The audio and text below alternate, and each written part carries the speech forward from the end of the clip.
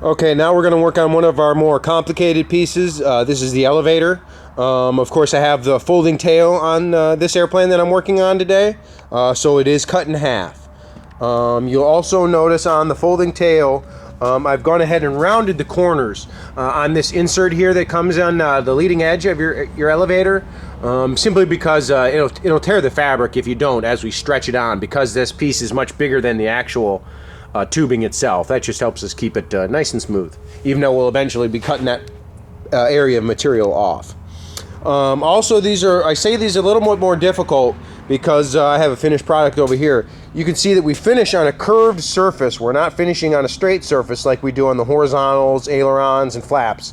So it's just a little bit more complicated, and we'll get into that a little bit more. You can see around the curve that I've actually, instead of spacing my rivets every 2 inches like I do on the straight area, I put them every inch, and they'll all be on the outside layer.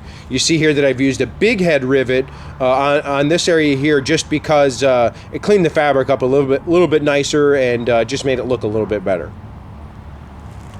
And again, this is a little bit trickier piece. You see I have a small wrinkle here that again we'll be able to straighten out with a small piece of dowel rod on the leading edge.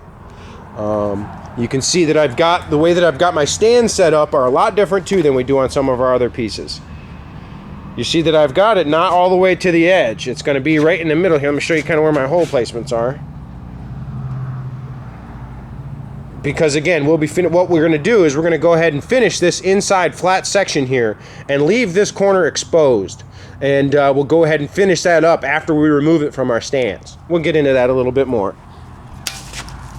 Again, I have my straps so that I'll be pulling straight in the direction that the cover is going to be on, and we'll hook it up just like we do on the other components. I'll go ahead and get the cover on and get it strapped up, and we'll show you that next step.